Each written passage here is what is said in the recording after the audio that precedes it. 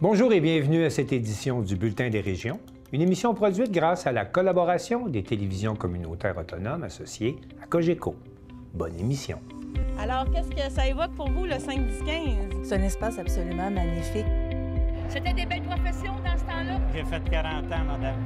Non. Je vois l'homme comme un arbre parce que l'homme prend racine comme l'arbre.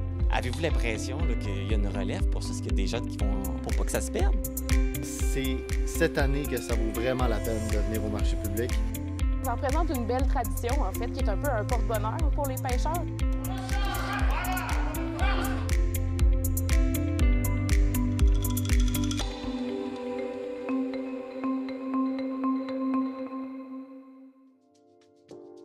Au sommaire pour vous cette semaine. À Sainte-Anne-des-Monts, visite du chantier du musée Exploramer.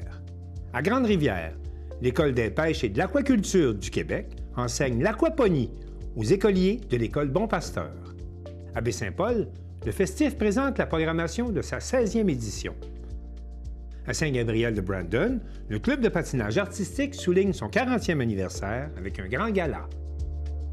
Et pour commencer cette émission, on va parler d'élections fédérales avec un regard sur les circonscriptions de Laurentides-Labelle et de Rimouski-la-Matapédia. Je m'entretiens maintenant avec Daniel Drolette de la télévision communautaire des Laurentides au sujet de la circonscription de Laurentides-Labelle. Daniel, bonjour. Bonjour. Daniel, pourriez-vous tout d'abord nous présenter la circonscription de Laurentides-Labelle? Bien, c'est une assez grande circonscription qui a été légèrement redécoupée aux dernières élections, mais pas beaucoup. Okay. Donc, qui s'étend du sud un peu de Valmorin, Val-David, Sainte-Agathe, presque jusqu'à l'Abitibi. Les grandes villes, si on peut appeler ça des grandes villes, sont Mont-Laurier, Mont-Tremblant, Sainte-Agathe, Saint-Donat. Ça permet de regrouper une population de combien de personnes, combien de votants chez vous? Bien, à peu près 92 000 en termes de population. Oui. C'est une circonscription qui a élu un député du Bloc la dernière fois, mais c'est pas un comté qui est comme fidèle. On a changé de cap à quelques reprises au cours des dernières années. Okay. Donc, vous avez été 2011, vous avez été NPD pendant la vague NPD? C'est la vague orange de 2011, NPD. Ouais. Puis, en 2015, l'élection du gouvernement de Justin Trudeau, le vote s'est divisé en trois à peu près, et c'est le libéral qui a eu quelques votes de plus, mais le Bloc, le NPD et les libéraux s'étaient divisés ça à peu près également, et donc c'était un comté libéral pendant 4 ans. Et en 2019, c'est le Bloc qui a pris ce comté-là, et donc c'est la députée Marie-Hélène Gaudreault qui cherche un 3e mandat. Dites-moi, à ce moment-ci, ce que l'on comprend, c'est que le vote est partagé. C'est pas joué encore dans votre circonscription, le résultat de l'élection. Je vous dirais que je pense que si on avait à gager, on pourrait pas dire que le Bloc serait en avance, là, mais on ne sait pas. Ça dépend si le NPD conserve ou perd des votes, si les conservateurs en prennent.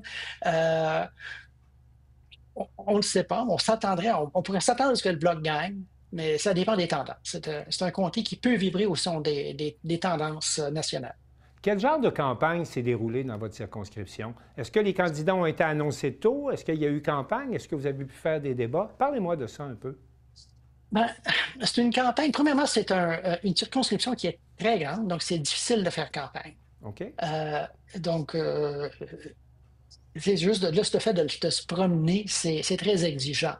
Donc, la députée sortante, ça tout de suite, tout le monde savait qu'elle était là. Les libéraux, il n'y a pas eu de mise en candidature. C'est un candidat qui a été nommé, un jeune homme de 26 ans. Un poteau, comme on dit là, parfois. C'est un poteau libéral. Non, je ne vous dirais pas que c'est un poteau. Mais c'est quelqu'un qui est quand même impliqué au niveau régional. Okay. C'est quelqu'un qui s'intéresse à la chose. Il ne sort pas de nulle part, mais il n'y a pas eu de campagne, il n'y a pas eu de lutte pour avoir cette nomination-là. Okay. Tout comme, par exemple, pour le Vert et pour le NPD, Parti populaire et conservateur, ce sont tous des candidats plutôt nommés à la dernière minute. Vous les avez rencontrés au cours des derniers jours? Je les ai rencontrés tous, sauf le candidat du Parti conservateur qui ne s'est pas présenté au débat et qui n'a pas répondu à notre appel. Dites-moi, quels sont les D'abord, c'est particulier pour les conservateurs, parce que dans d'autres circonscriptions, les conservateurs participent quand même à la discussion. Là, c'est pas du tout. Si ma mémoire est bonne, on n'avait pas pu les rencontrer la dernière fois non plus.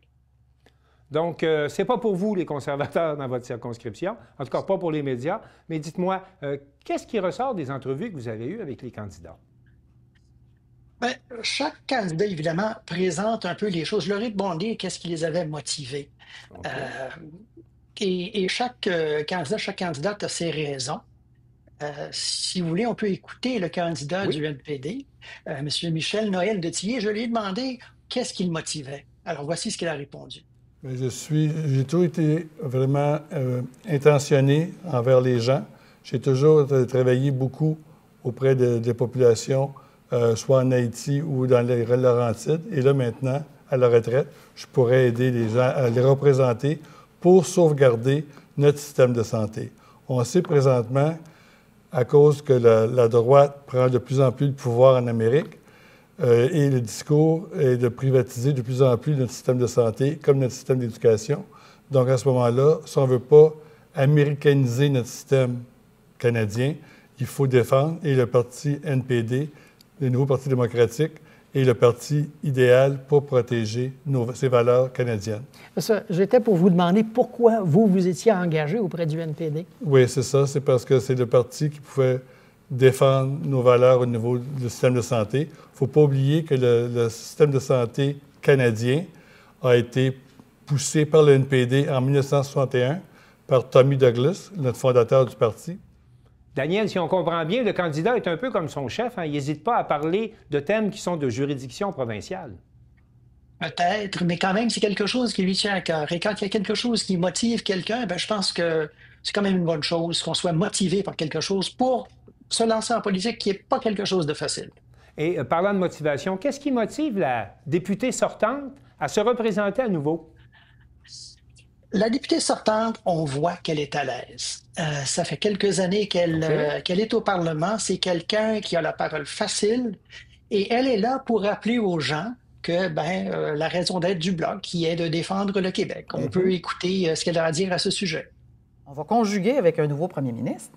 Mais ceci étant dit, qu'en est-il si nous ne sommes pas protégés?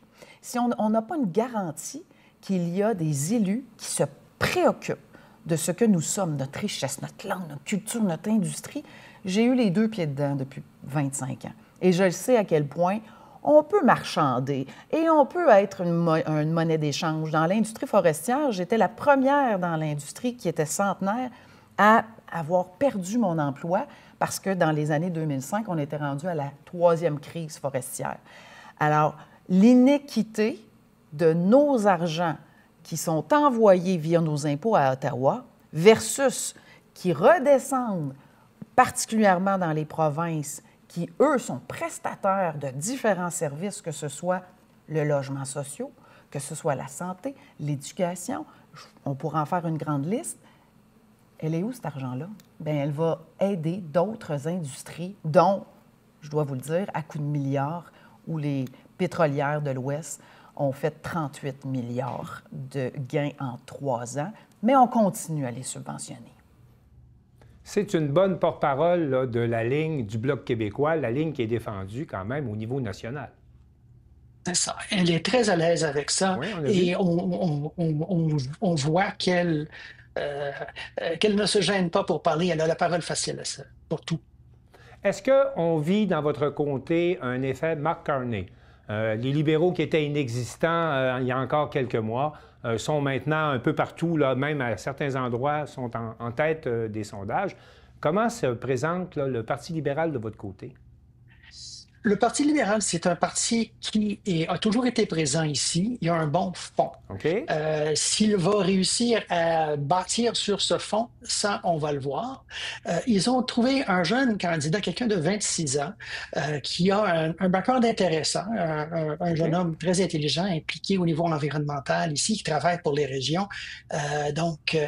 Lui, je lui ai demandé un peu là, comment lui il voyait, puis pourquoi s'engager auprès du Parti libéral qui chercher un autre mandat après 10 ans au pouvoir. On peut maintenant écouter Émeric Liviano du Parti libéral. Puis si je me présente, c'est parce que je crois que les jeunes ont leur place en politique Et ce, pas seulement en tant qu'électeur, mais aussi en tant que décideur, puisque c'est nous qui portons l'avenir entre nos mains. Pourquoi le Parti libéral? Le Parti libéral, pour moi, ça a toujours été un vecteur de changement politique qui représente un peu ma valeur intrinsèque d'un progressisme modéré, centriste. Le Parti libéral propose un programme sérieux qui est centré sur les gens. On veut miser sur la classe moyenne, l'égalité des chances, un avenir durable. Sous la direction de Mark Carney, c'est important de le souligner, le Parti libéral renouvelle son approche. On veut gouverner avec de la compassion, de la rigueur et de l'ambition. Notre chef apporte une nouvelle vision moderne qui est vraiment basée sur la transparence et l'écoute. Puis comment vous êtes arrivé à devenir candidat? C'est un processus interne avec le parti, mais moi, c'est sûr que j'ai mis de l'avant que je travaille dans le monde municipal depuis que j'ai 18 ans. Je suis quelqu'un qui vient vraiment du coin. On sait qu'en région, les gens n'apprécient pas quand c'est des candidats qui sont parachutés de l'extérieur. Daniel Drolet, vous avez rencontré donc les candidats dans votre circonscription. Dites-moi, en terminant, qu'est-ce qui vous a le plus impressionné au cours de ces entrevues que vous avez menées? Bien, chaque personne a quelque chose à dire. Chaque personne parle de façon très différente. Moi, il y a une chose que la candidate du Parti populaire m'a dit que j'avais trouvé vraiment intéressant aussi. C'était la seule à le dire. Elle dit que quand elle parlait aux gens, il y en a beaucoup qui hésitent à aller voter. Qui se trouvent pas ou se voient pas dans le système politique. Alors, j'espère que ça sera pas le cas. J'espère que les gens vont aller voter. Parce que c'est leur chance démocratique de le faire. Et lundi, on va surveiller le taux de participation dans Laurentides-Labelle. Daniel Drolet, merci beaucoup. Merci à vous.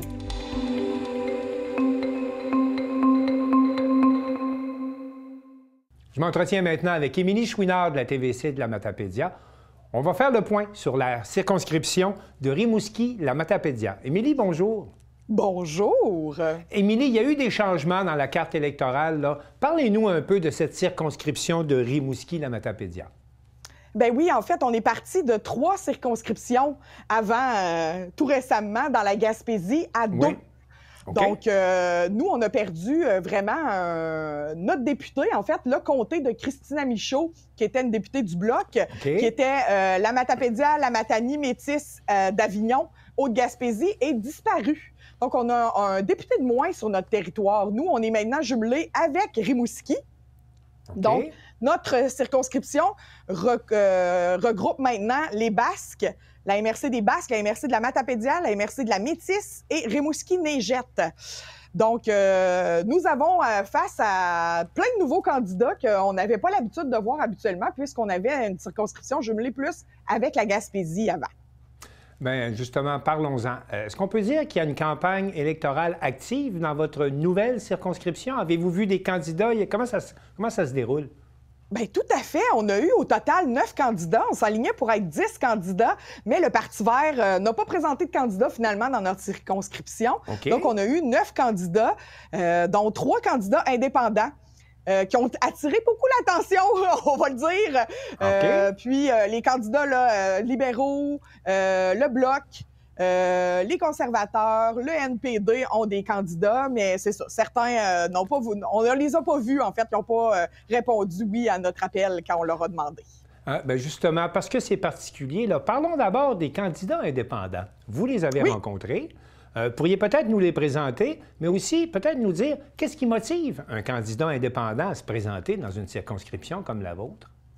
Bien oui, tout à fait. C'est 3 candidats indépendants qui sont indépendants aussi de partis. Là. Ils se présentent pas ensemble. C'est pas une équipe. Okay. Quoique, ils se connaissent et ils sont amis dans la vie. Leur thème de campagne, en fait, ce qui les motive, c'est vraiment la décroissance. On sent un gros mouvement dans le Bas-Saint-Laurent, dans Rimouski surtout, puis là, ils essayent de contaminer positivement les autres MRC autour. Okay. Ça fait longtemps, le Rimouski en transition, ça fait longtemps que c'est un mouvement qui essaie de prendre de la place. Puis ces personnes-là sont émergents de ça. Donc, on a Noémie Bureau-Civil, qui est une candidate indépendante. On a aussi Raphaël Arsenault, qui est un candidat indépendant, et Tommy Lefebvre, qui est aussi un candidat indépendant dans notre circonscription, qui sont 3 personnes qui prônent la décroissance. Donc, ils sont là pour dire que le modèle actuel ne fonctionne plus. Et je vais reprendre les mots de Raphaël Arsenault. Oui. On ne peut pas faire une croissance à l'infini dans un monde qui est fini. Donc, notre univers est fini, donc il y a une limite à croître, à la croissance. Donc, eux appellent à la décroissance, au ralentissement, au retour à la base, que ce soit les citoyens qui disent de quoi ils ont besoin et non le gouvernement qui nous dit de quoi on devrait avoir besoin. Fait que c'est ça un peu leur discours à tous les 3. Chacun a leur cheval de bataille, je dirais, dans la pensée décroationniste, on va dire ça comme ça, mais en gros, là, leur discours est commun. Outre ces candidats indépendants qui, soit dit en passant, sont très courageux, ils s'en vont vraiment là pour défendre des idées, là, puis je vous entends bien là-dessus. Vous avez également rencontré les candidats des partis conventionnels, les partis traditionnels. Parlez-nous un peu d'abord de votre candidat libéral. Oui, tout à fait. Un nouveau venu dans le monde des élections, en fait, de la politique en général. C'est l'ancien directeur général des Jardins de Métis. Pour ceux qui sont passés dans le coin de la Gaspésie, les Jardins de Métis, c'est un joyau gaspésien. Et dans le fond, c'est sa grand-mère, Elsie Rifford, qui a mis sur pied les Jardins de Métis. Donc, Alexander Rifford, un homme d'affaires qui est très impliqué dans le Bas-Saint-Laurent, dans le monde touristique. Quelqu'un qui a une tête, là. On se rend compte que lui, il a eu à négocier pendant 30 ans avec les paliers gouvernementaux. Donc, il connaît bien la machine, on va se dire ça. Et comment il explique son saut en politique? Parce que ces gens-là doivent vraiment prendre une décision d'y aller, là, comme tel. Exact. Ben, en fait, il passait le relais pour la direction générale du Jardin de Métis. Si c'est pas fait, là, ça sera annoncé dans les prochains jours qu'il prendra sa place. Et il avait envie de redonner à sa communauté, il avait envie d'être impliqué, puis il a senti l'appel des libéraux. Il a reçu l'appel des libéraux aussi. Maintenant, avec le redécoupage de votre circonscription, vous vous retrouvez avec un nouveau candidat ancien du Bloc. Pouvez-vous nous expliquer un peu comment on démêle ça? C'est ça. Donc, Maxime Blanchette-Jonca, qui était le député de Rimouski, Témiscouata, les Basques à l'époque, et qui, là, prend la place de Christina Michaud dans notre région avec la nouvelle, avec le nouveau découpage électoral. Mais juste là-dessus, Émilie, si vous permettez, Christina Michaud ne se représente pas là, dans cette élection-ci. Non, malheureusement, Christina Michaud met une pause à sa carrière politique parce qu'elle est nouvelle maman depuis quelques jours. Donc, voilà, elle se concentre. Donc, c'est le député d'à côté qui se représente dans sa circonscription, mais qui inclut maintenant votre territoire. Exactement. Qu'est-ce qu'il avait à raconter, ce candidat qui débarque chez vous, pour le dire ainsi? Oui, bien c'est ça. Nous, on le connaît pas du tout, pour ainsi dire. Donc, tout est à faire pour Maxime Blanchette-Jonca dans notre MRC, en tout cas, parce qu'on le connaît pas du tout. Il a jamais été candidat. Par contre, il a été élu en 2021, si je me trompe pas. Non, un petit peu avant ça. Donc, ça faisait 6 ans qu'il était là. Donc, il y a de l'expérience. On sent qu'il y a de l'expérience, qu'il a déjà été à la Chambre des communes, qu'il a déjà... tu sais, qu'il y a un passé politique, ça paraît, là, on le sent. Mais c'est ça, nous, faut qu'on le découvre, faut qu'on... notre région, la Matapédia, c'est un bastion full pro-Bloc et pro-Parti québécois depuis... belle lurette. On a eu une petite intermède avec un député libéral qui a été là une élection, donc Rémi Massé. Puis sinon, ben, c'est Christina Michaud qui avait repris la balle au bon. Donc, selon les sondages, il semblerait que ça sera Maxime Blanchette-Jonca favorable, qu'on dit sur Québec 125. Donc, à suivre. Vous avez également rencontré des électeurs là, durant cette campagne-là. Vous avez échangé avec eux. Qu'est-ce qu'il y a comme préoccupation, puis je dirais plus locale chez vous? Est-ce qu'il y a quelque chose qui ressort d'une façon particulière? Parce que vous êtes quand même pas trop loin des lignes américaines, d'une certaine façon. Exact, c'est sûr. Je ne passerai pas sous silence qu'ici aussi, ça fait mal, les tarifs de Trump, et ça ne fait que commencer. Les entrepreneurs sont beaucoup inquiets de ça. Ce qui est ressorti aussi de notre consultation puis de nos discussions avec les candidats, c'est beaucoup la gestion de l'offre ici. On est un territoire très agricole et très forestier. Donc, ces 2 enjeux-là, qu'est-ce que vous allez faire pour que ça nous impacte pas trop les tarifs? La gestion de l'offre des produits laitiers aussi, là, c'est un très gros enjeu pour la région en ce moment. Donc, tout est en place pour les élections chez vous la semaine prochaine. Est-ce que vous avez eu la visite des chefs? Est-ce qu'il y a des gens qui sont passés dans votre circonscription? La caravane ou les chefs? Oui, je vous écoute. On a eu l'autobus du Bloc québécois qui est arrêté à cause abscale dans la cour de Cédrico, un célèbre moulin à bois dans notre région. C'est tout. C'est le seul chef qui est venu nous voir.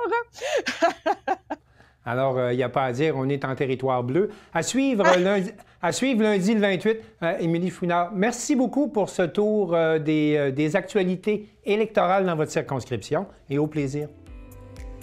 Merci.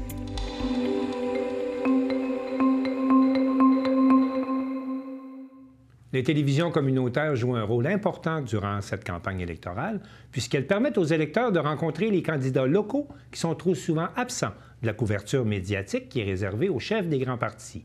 Ainsi, plusieurs télévisions communautaires ont organisé et diffusé des débats avec des candidats locaux, comme vient de le faire la télévision communautaire de Portneuf, CJSR, nous rapporte Zachary Marchand.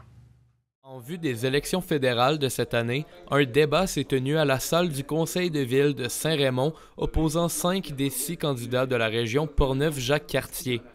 Les candidats présents sont les suivants.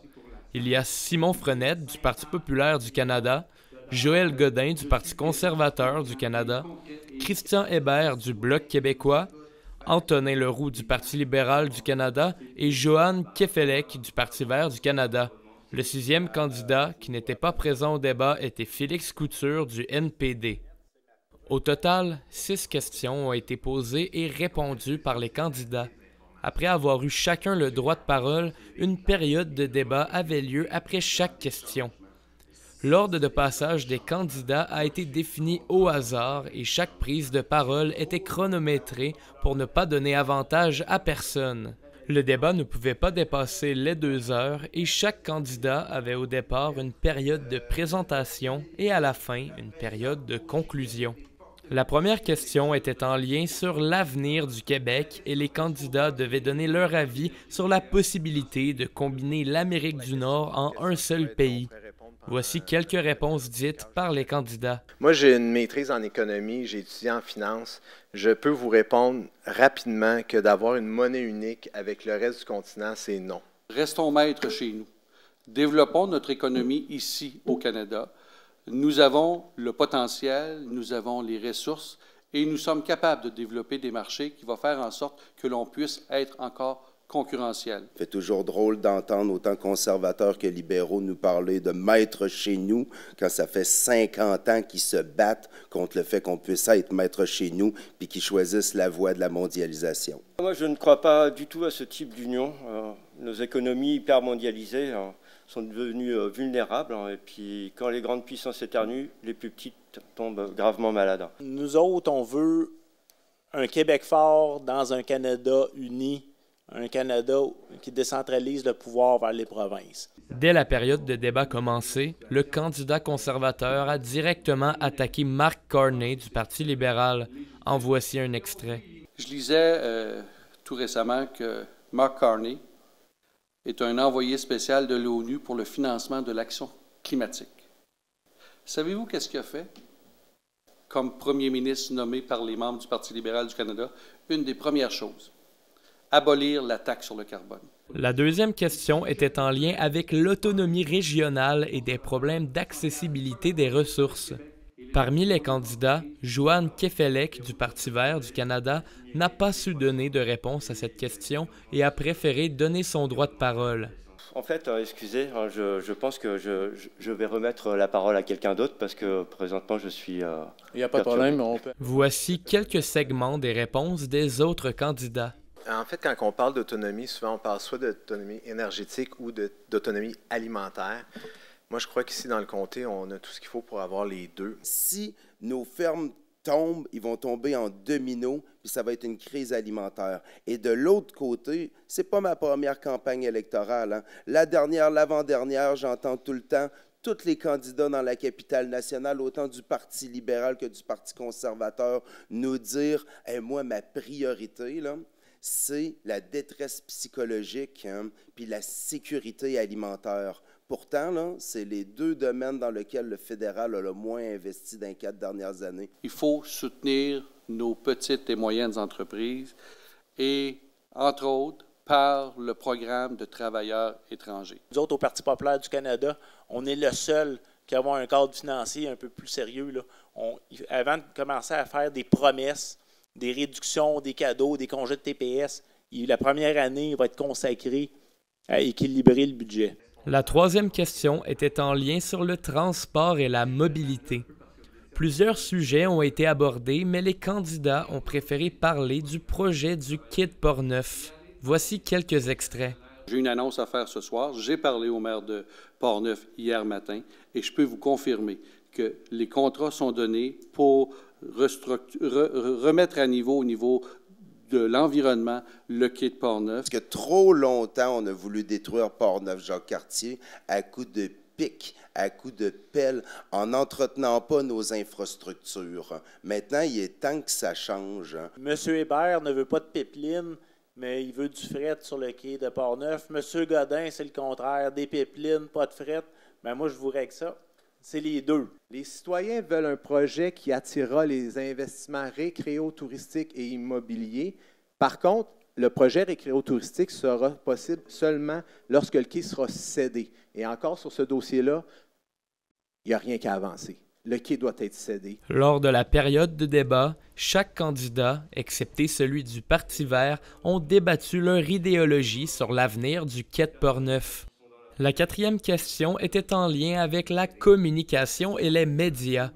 Les opinions étaient mitigées, mais la plupart semblaient vouloir appuyer les médias. Il faut bien financer Radio-Canada, il faut encourager des groupes comme TVA, parce qu'ici, nos médias, ils sont relativement sains. On aura beau chialer sur nos médias, là, mais quand on compare, les médias ici sont très sains. Les médias communautaires sont les gardiens de notre histoire locale, et il faut soutenir ces voix. Je pense que c'est très important d'avoir les médias locaux. Et la nouvelle régionale doit être maintenue. Se protéger au niveau de la désinformation également. Fait que c'est vraiment cette lutte-là qu'on doit mener, puis appuyer localement là, nos artistes puis nos médias en communication. Simon Frenette, du Parti populaire du Canada, en veut à Radio-Canada et CBC depuis que son parti n'a pas été invité au débat des chefs. Nous autres, on veut définancer Radio-Canada, on veut définancer CBC. On ne veut pas les voir disparaître. Mais là, on est rendu à l'époque où il y a énormément de médias citoyens qui font d'excellent travail. La cinquième question était en lien sur la sécurité. Le Parti libéral du Canada, le Bloc québécois et le Parti vert du Canada étaient en globalité d'accord sur les mêmes points, tandis que le Parti populaire et le Parti conservateur du Canada avaient d'autres avis. Marc Carney, au niveau de la sécurité, a décidé d'investir beaucoup au niveau des frontières. Peut-être qu'il s'est fait réveiller par Trump aussi, là, mais en tout cas, ça viendrait régler un gros problème de... Bien, peut-être pas régler, là, mais aider à régler un gros problème de trafic d'armes et de drogue aux frontières. Près de la moitié de nos gens, nos francophones ici dans Portneuf-Jacques-Cartier, même s'il y a une pénurie de main-d'œuvre jusque dans les forces canadiennes, se font refuser quand ils postulent dans les forces seulement parce qu'ils parlent français. C'est une discrimination. Pour moi, la sécurité, je pense qu'il faut se protéger là, des gros pollueurs, leur imposer une forte imposition, parce qu'ils mettent en péril notre santé. Si on veut avoir un semblant de sécurité, un sentiment de sécurité, il faut que les victimes d'agressions sexuelles se sentent protégées. Je pense que c'est important au niveau de la sécurité que tous les citoyens canadiens puissent se sentir en sécurité ici au Canada. Il faut protéger les victimes. Pour conclure le débat, la sixième et dernière question était en lien sur la pénurie de main-d'œuvre. Le candidat du Parti vert du Canada avait à nouveau donné son droit de parole aux autres candidats par manque de connaissances. Voici les derniers extraits. Les entreprises se doivent de s'automatiser, de se moderniser et non pas de faire appel à des travailleurs étrangers temporaires pour avoir de la main-d'œuvre bon marché. On a besoin d'un allègement réglementaire, puis clairement, il y a un palier de trop, puis c'est celui fédéral. Au Canada, la seule province qui a un ministère d'immigration au niveau provincial, c'est le Québec, et ils ont le droit de bien gérer leur immigration. Ils ont été débordés par l'immigration illégale provoquée par le gouvernement libéral. Lors de la dernière prise de parole du candidat du Parti libéral du Canada, M. Leroux ne s'est pas gêné pour utiliser le slogan du Parti conservateur, ce qui a bien fait rire les autres candidats. Le plan de Carney, c'est vraiment le plan du bon sens, c'est-à-dire, je m'excuse d'utiliser votre slogan. La journée de vote se tiendra le 28 avril, mais il est tout de même possible de voter par anticipation à votre bureau de vote près de chez vous. Un reportage de Zachary Marchand, Saint-Raymond.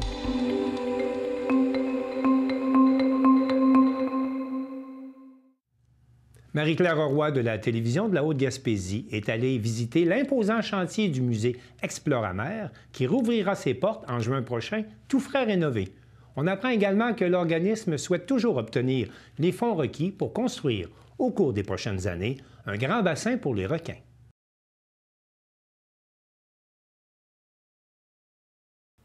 C'est avec casque de sécurité et bottes capées qu'on nous a invités à venir faire le tour des rénovations et de la construction du musée Exploramer à Saint-Anne-des-Monts. Alors, on commence tout de suite. On va faire une belle visite pour vous. OK, je suis avec Sylvain Tanguay, vice-président du conseil d'administration d'Exploramer. Ça va bien, Sylvain? Oui, ça va très bien. Sylvain, aujourd'hui, on est venu faire quoi ici? En fait, on est venu visiter le chantier qui va devenir le musée rénové pour la prochaine saison estivale, donc à compter du mois de juin prochain. Puis le conseil d'administration, c'est quoi son implication au niveau d'Exploramer? Bien, le conseil d'administration, il veille à ce que le tout se progresse bien. Nous, on a la chance, Exploramer, d'avoir une équipe de direction qui est absolument exceptionnelle, avec Sandra Gauthier. Puis le conseil entérine les décisions, questionne, est vigilant sur le déploiement du musée. Puis là, on a parlé un petit peu du bassin des requins tout à l'heure. J'aimerais ça que tu me donnes un petit peu ton opinion là-dessus, de ce qui s'en vient avec le bassin. Bien, en fait, ce qui s'en vient, ce qu'on souhaite qu'il s'en vienne, c'est que rapidement, l'un et l'autre des paliers de gouvernement supportent le 3,2 millions manquant. Et c'est important aussi de mentionner que Exploramer, ce petit musée, investit dans ce projet-là tout près de 3,5 millions de dollars. Il n'y a pas d'institution muséale au Québec qui investit autant dans ses infrastructures puis dans son développement. Alors, actuellement, il manque ça, 3,2 millions, pour compléter un projet de 18 millions de dollars, un pavillon de requins qui va créer un impact, une influence extrêmement importante sur l'achalandage touristique et sur la recherche scientifique sur les requins du Saint-Laurent. Donc, pour ceux qui ont connu Exploramer dans le passé, vous vous souvenez qu'ici, c'était une boutique de souvenirs. Maintenant, en fait, comme vous savez, on est passé d'un musée qui était conçu pour accueillir 5 000 visiteurs à un musée qui en accueille aujourd'hui 32 000 et on vise le 40 000 dans les prochaines années. Donc ici, maintenant, ça devient la nouvelle billetterie du musée. Donc, on va avoir beaucoup plus de place pour que les gens puissent faire la file pour payer leur billet d'entrée. On va avoir aussi des capteurs où les gens vont pouvoir acheter leur billet à l'avance sur le web et s'enregistrer automatiquement. Le nouveau bureau des animateurs scientifiques, maintenant, ils ont un plus grand espace, beaucoup plus confortable pour faire leur travail, pour préparer les camps de jour, pour préparer les visites guidées, les excursions en mer. Donc, ils ont un espace qui a été doublé, presque triplé. C'est l'espace verrière. C'est un espace où les gens vont pouvoir venir s'asseoir, boire un café, faire une pause à travers leur visite. Donc ici, il va y avoir des petites tables, des chaises. C'est également ici qu'on va animer l'activité Oser goûter, en fait, qui fait la dégustation des produits marins du Saint-Laurent. Donc, tout cet espace-là va être vraiment un espace de pause. L'ancien restaurant devient la nouvelle boutique de souvenirs. Donc, c'est ici que va avoir lieu tout l'espace boutique avec l'espace café là. Donc, tout va être arrimé, l'espace pause là-bas. Ici aussi, vous voyez, il y a comme un trou là qui nous... Là, on voit pas derrière la porte, mais si vous allez voir tout à l'heure derrière, vous allez voir que c'est l'arrimage qui va se faire entre le pavillon des requins, et l'entrée. Donc, quand les gens vont sortir du pavillon des requins, ils vont tout de suite entrer dans la boutique de souvenirs. Donc, on le sait, la boutique dans un musée, c'est un élément important. Donc, c'est par là que les gens vont arriver du pavillon. Le musée avait été conçu pour 5 000 visiteurs. On est à 32 000. À l'époque, on était une douzaine d'employés. On est rendu 30 employés à Exploramer. Donc, il faut les mettre quelque part, ces employés-là. Donc, il y a aussi une zone administrative pour les employés qui a été rajoutée pour faire en sorte qu'on n'éparpille pas nos équipes, mais qu'on puisse travailler de façon plus efficiente. Il y avait une mini-salle de documentation et un bureau où il y avait 3 personnes.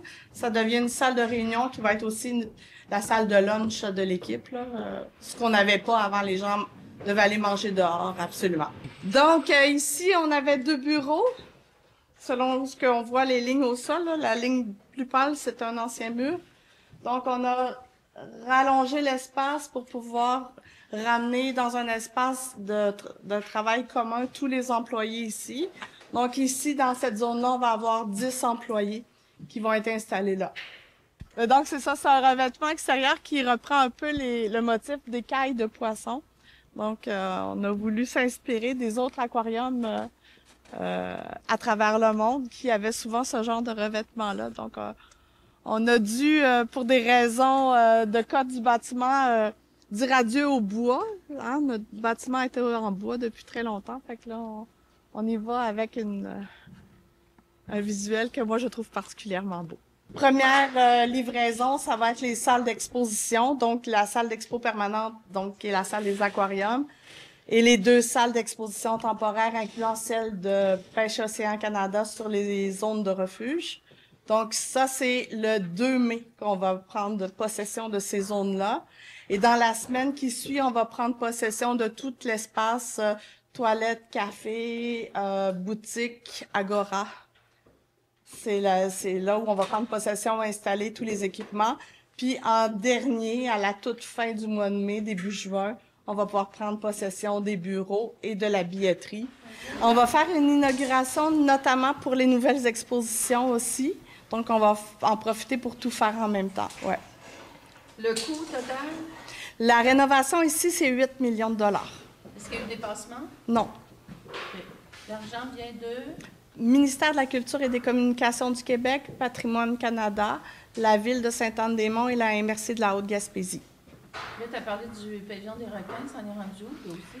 Le dossier du pavillon des requins, en fait, je ne sais pas qui c'est quoi, là, mais si je refais une petite mise à niveau d'informations pour tout le monde, c'est un projet qui cumule maintenant presque 18 millions de dollars.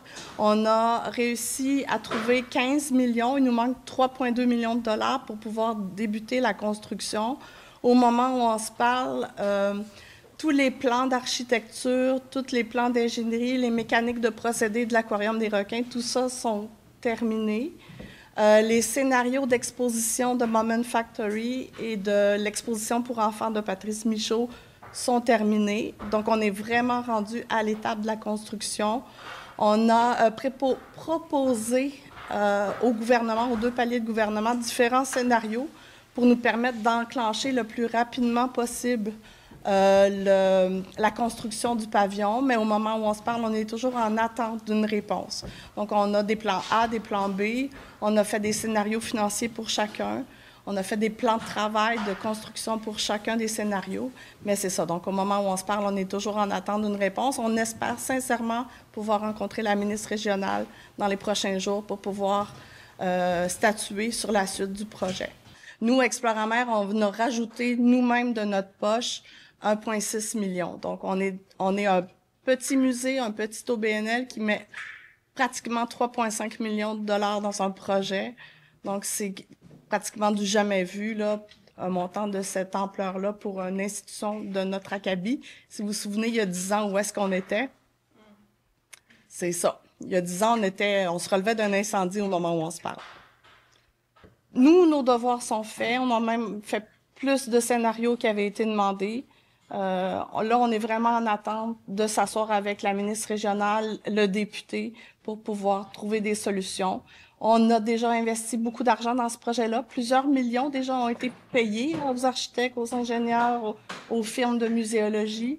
On ne peut pas se permettre de reculer au moment où on en est. On peut se permettre de phaser, si c'est ça qui est la solution, mais on ne peut pas se permettre de reculer. Donc, il faut juste qu'on ait un signal clair des gouvernements pour savoir quel scénario on enclenche. Et on le sait, pour l'été 2025, en fait, on a dû, parce qu'on n'a pas le pavillon des requins, puis vous avez vu, là, on a agrandi les salles de bain, on a fait une salle d'allaitement. Donc, il y a des espaces qui ont été supprimés, notamment l'espace pour les enfants du camp de jour, pour l'accueil des groupes, etc. Donc, il y a des services qu'on va devoir couper en 2025, donc des revenus qu'on doit couper en 2025. On le savait, on a accepté ça, mais on ne peut pas se permettre de perpétuer ce manque à gagner-là sur les prochaines années. C'est pour ça qu'il faut commencer le projet maintenant.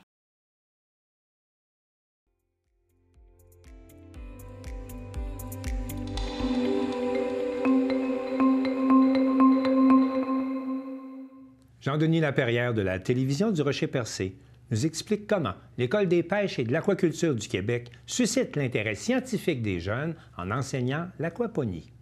Depuis quelques années, sous le nom Promosciences, l'École des pêches et de l'aquaculture du Québec, en partenariat avec des écoles de la région, ont installé des systèmes aquaponiques dans certaines classes pour initier les jeunes à la science.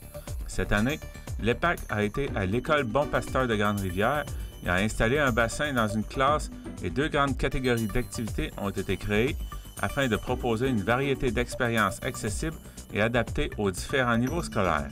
Une façon originale de développer une meilleure compréhension de certaines notions scientifiques grâce à un système aquaponique. Les élèves et le personnel enseignant de l'école ont grandement apprécié les ateliers. On discute du projet avec l'enseignant-chercheur Pierre-Olivier Fontaine, ainsi qu'un des étudiants qui a participé au projet, Rosny Magnol. Le projet l'EPAC dans ta classe, c'est l'installation d'un système d'aquaponie. Mais ça remonte quand même à quelques années. Faites-moi un rappel de ce que c'est l'aquaponie. Oui, exact. Bonne mémoire. Ça fait en fait depuis 4 ans qu'on a débuté le projet. On s'était déjà rencontrés à ce sujet par le passé. On a débuté le tout il y a 4 ans avec l'école secondaire du littoral à Grande-Rivière. C'était dans notre cours, des personnes avec qui on collaborait souvent. Puis on avait commencé projet pilote d'1 an où est-ce qu'on avait construit un système aquaponique sur mesure avec les étudiants. Les étudiants se sont occupés des entretiens, des routines durant l'année. Puis on avait créé à l'époque des ateliers scientifiques sur mesure là, pour les cours de secondaire 5. L'année d'après, on a évolué, on a élargi un peu avec les secondaires 3. Et puis, dès l'année 3, on a ajouté une 2e école qui était l'école secondaire de Chandler, Monseigneur-Sévigny, qu'on était dans la classe à ce moment-là de Patrick. Et puis, finalement, la nouvelle addition cette année, où est-ce qu'on élargit vraiment le bassin là, des étudiants là, qui viennent participer au projet, on est maintenant à l'école primaire là, de Grande-Rivière, ce qui nous permet de faire rayonner puis faire des éveils aux sciences là, avec l'aquaponie de la première année du primaire maintenant jusqu'en 5e secondaire. Comment le personnel de l'école, direction, professeurs, ont accueilli l'idée d'avoir ce système-là dans leur classe? Ah, vraiment, on a été super accueillis. Ça a été le cas. On a été très chanceux, là, les 3 écoles. En fait, tout le temps eu une grande collaboration, à la fois des techniciens, des enseignants et puis de la direction. Au primaire, un peu la même histoire. On a débuté là, en contact avec les enseignants. À l'époque avec Peggy-Anne et puis aussi Sarah. Et puis ensuite, c'est ajouté là, dans la discussion la direction et rapidement, là, on a réussi là, à former un projet qui ressemblait à l'école et puis qui allait vraiment interpeller les étudiants d'âge primaire. Donc, dans cette collaboration-là, il y a aussi des étudiants de l'École des pêches qui ont embarqué. Exact. Et puis, j'ai la chance avec moi aujourd'hui d'avoir Rosny, qui est un de nos 3 étudiants cette année. D'ailleurs, on avait débuté avec un seul étudiant à l'époque et maintenant, on a 3 étudiants à l'année longue sur le projet. Je vais laisser Rosny se présenter. C'est un nouvel étudiant à l'EPAC. Il est à sa première année sur 3, donc peut-être qu'on va réussir à le garder là, pour ces 3 années au sein du projet. Donc, toi, c'est pourquoi tu as décidé d'embarquer dans ce projet-là, de pouvoir amener la science aquaponique à l'école primaire? OK. Déjà par l'affiche, parce que l'affiche transmettait un beau message, c'est-à-dire la vulgarisation et aussi le partage de certaines connaissances scientifiques. Ça fait que j'ai été captivé déjà par ça. et par la connexion avec les enfants. Transmettre plutôt est quelque chose de plus beau parce que ça fait en sorte que ça reste plus longtemps. Ça fait que le projet m'a plutôt séduit dès la base. Donc c'est pour ça que j'ai décidé d'embarquer et peut-être bien je serai là pour les 2 autres années. Tu t'occupais de quoi dans le projet? Dans le projet, je m'occupe des routines, aussi de la fabrication des systèmes, en fait. Parce que le système se déroule dans un aquarium fabriqué entièrement ici. Et puis, tout le système entièrement, tout, et puis les routines aussi, je les fais.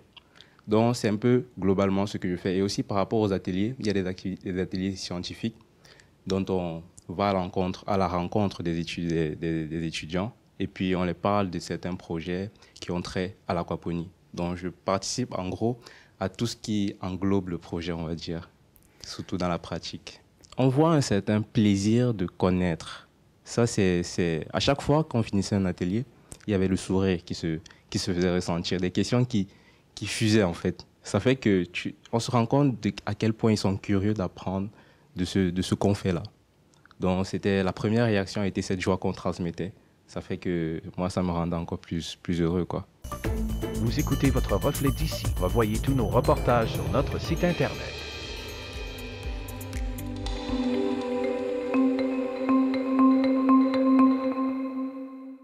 Pour la 16e édition du Festif, une centaine d'artistes se produiront sur 38 scènes durant 3 jours du 17 au 20 juillet prochain. Mathieu Larivière de TVCO était au lancement de cette programmation éclatée et éclatante.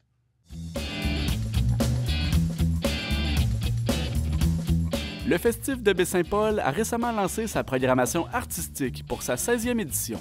Mais d'avoir Voivode dans un pit à sable avec des carcasses de chars, du feu, à minuit, ça va être légendaire, vraiment. Plus d'une centaine d'artistes performeront sur les 38 scènes du festival qui se déroulera du 17 au 20 juillet 2025. Clément Turgeon-Thériault indique que le dévoilement des spectacles se veut le résultat d'un travail de longue haleine. On assiste à beaucoup de travail là, dans les 8-9 derniers mois. Bien, je dis ça, puis c'est même, ça peut se compter en année, parce que tu sais, des artistes, on réessaye à chaque année, puis à un moment donné, ça marche. Fait que tu sais, il y en a là-dedans que c'est du travail qui a commencé il y a 5-6 ans. Fait que c'est toujours, même si ça fait 16 ans, c'est toujours enivrant. Ma voix en témoigne, là, c'est comme une chute de pression là, que je vis présentement, mais on a déjà eu les bons commentaires, puis je pense que les gens nous font confiance aussi quand je présente ça.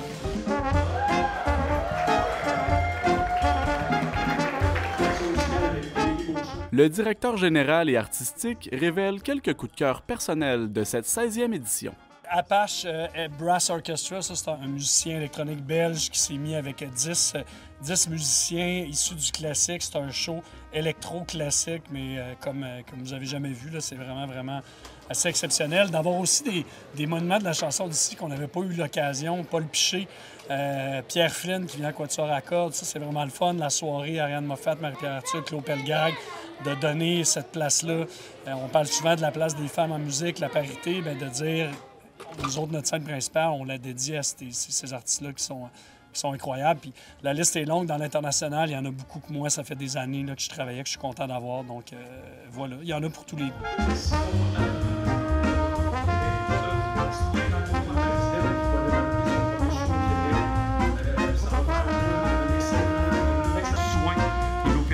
Quelques participants à la soirée se sont dit ravis de la programmation annoncée. Très content. C'est difficile de ne pas être content parce que, tu sais, à chaque fois, ils essayent de nous impressionner en même temps, de mettre des noms connus comme Pierre Flynn, puis Paul Piché, puis Claude Pelgag, mais en même temps, ils nous amènent des noms qu'on n'a jamais entendu parler. J'ai manqué aucune édition, donc je suis très content. Puis je fais partie de la programmation depuis quelques années, donc je suis comblé ce soir.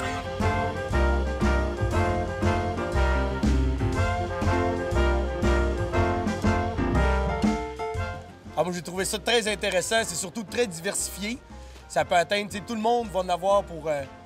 il y en a pour tous les goûts, en fin de compte. N'importe qui va venir au festif pendant 3 jours va pouvoir profiter, faire des découvertes musicales, avoir des artistes qu'il connaît peu, qu'il connaît beaucoup. Fait que moi, je trouve qu'on a un éventail varié, très diversifié, culturellement aussi.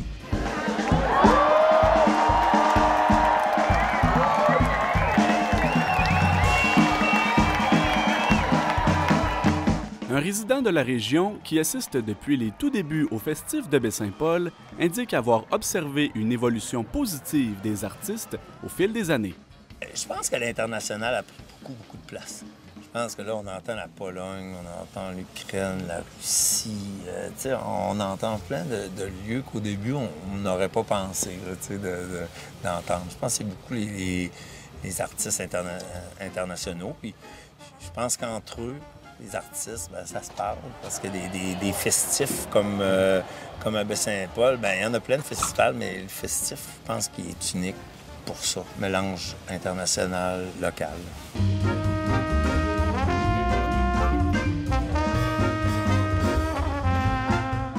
Malgré le record d'affluence qu'a connu le festif au cours de sa dernière édition, Clément Turgeon-Thériault ne vise pas à faire exploser ce nombre cette année. On vise de la même chose. Idéalement, nous autres, on ne met pas plus de billets en vente. Donc après ça, c'est sûr, ça va être de contrôler le volume de gens qui viennent pour la vibe. C'est ça le problème, c'est que Baie-Saint-Paul, c'est beau. C'est le fun, même si tu n'as pas de billets. Fait que c'est là que... Mais maintenant, on a des rencontres avec la ville, puis le but, c'est qu'il n'y ait pas plus de monde, mais on se prépare comme ça, on en avait plus, parce que le but, c'est pas d'être pris par surprise. Donc, on va avoir plus de stationnement, plus d'espace de camping. Donc, on s'organise mieux pour être sûr que la logistique sur le terrain fonctionne. Le directeur général estime qu'au-delà des retombées économiques directes, le festif se veut une vitrine élargie pour la région de Charlevoix. Bien, c'est plusieurs millions en retombées économiques. Déjà, juste nous, le budget qui est injecté, finalement, notre budget d'opération, c'est 4,5 millions. Donc ça, c'est de l'argent qui est amené dans la région. Puis là-dessus, bien, là, après ça, on génère beaucoup de retombées. Moi, j'ai de la misère avec les retombées économiques, puisque je pense aussi c'est global, c'est les retombées touristiques, les retombées médiatiques, la nouvelle clientèle qui découvre Baie-Saint-Paul pendant le festif, que ça, c'est des retombées à long terme qui sont inestimables.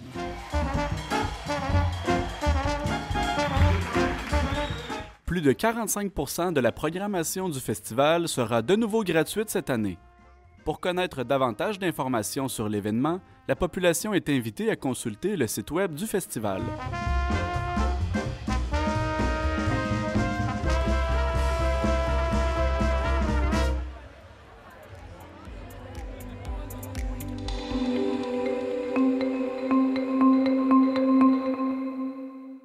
Danny Bérubé de CTB-TV était au gala soulignant le 40e anniversaire du club de patinage artistique de Brandon et il a profité de l'occasion pour parler avec certaines participantes. On écoute son reportage.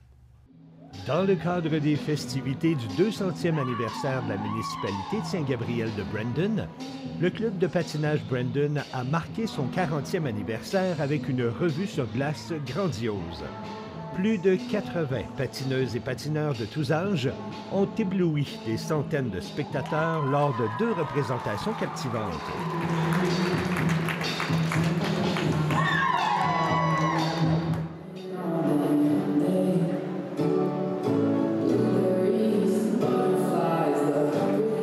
Le public a pu admirer des performances variées et originales, allant des plus jeunes talents aux anciens membres du club, tous désireux de partager leur passion.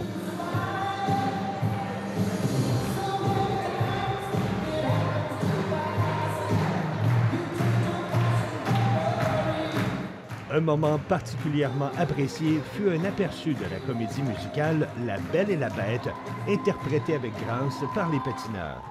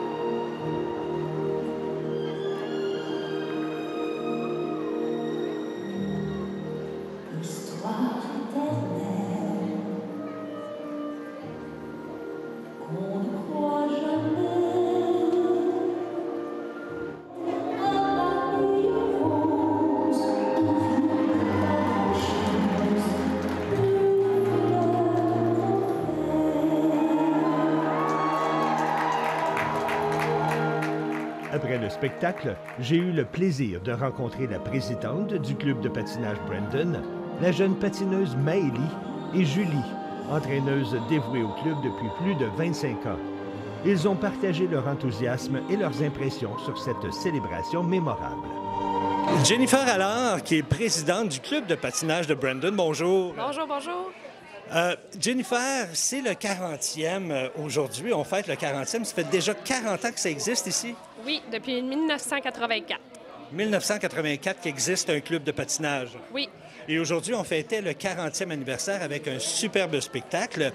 Combien il y avait à peu près de patineurs sur la glace aujourd'hui? Bien, dans le club, il y a 84 patineurs d'inscrits, mais ce soir, avec les anciens patineurs, les gars qui ont accompagné pour la valse, on a à peu près 100 patineurs. 100 patineurs? Sur la glace. Ce soir? Oui.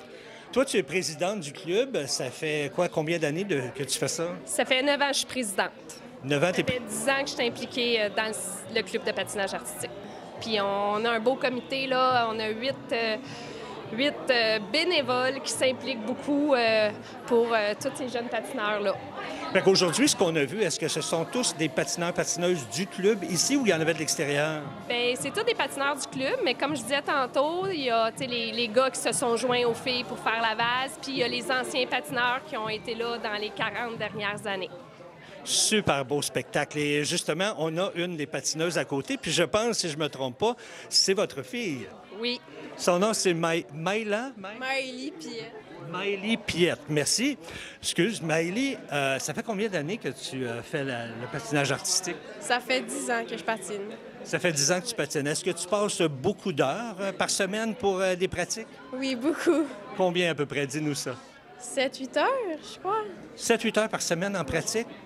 Puis aujourd'hui, comment tu as trouvé l'expérience? C'était le fun? Ah oui, vraiment, j'adore vraiment ça.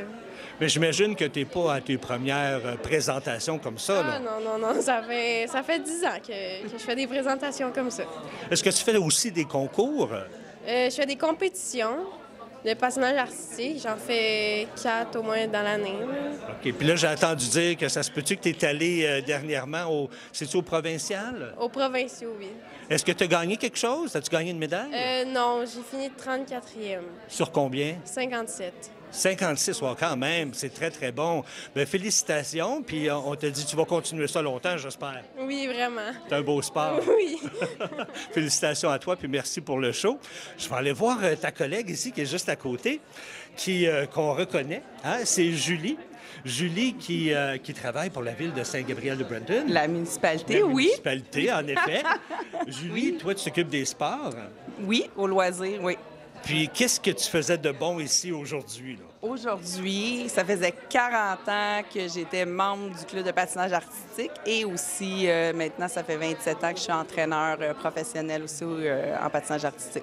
Ça fait 40 ans, toi, que tu es ici au club? Oui, j'ai donné mes premiers coups de patin en 84. Wow! Puis aujourd'hui, tu es entraîneuse? Et oui, depuis 27 ans. As-tu beaucoup d'élèves? Fais-tu ça régulièrement? C'est à toutes les semaines, j'imagine? C'est à toutes les semaines. Je fais ça dans 3 clubs, donc c'est ça.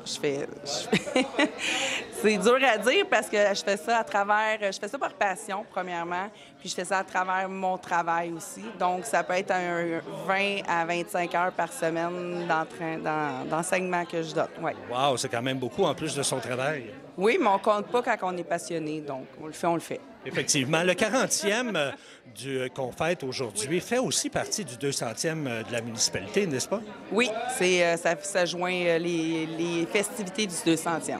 Fait que Julie, on peut souhaiter encore au moins un autre 40 ans au club, hein? Minimum, mais j'aimerais ça être assis dans les estrades dans 40 ans. Oh, ben moi, je peux te garantir qu'une personne qui est passionnée comme toi, je suis pas sûr que tu vas rester dans les estrades. Ben là, faudrait.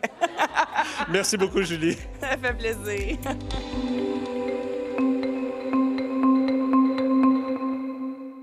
C'est tout pour le Bulletin des régions cette semaine. J'espère que cela vous a plu. Je remercie toutes les stations de télévision participantes et je vous dis à bientôt.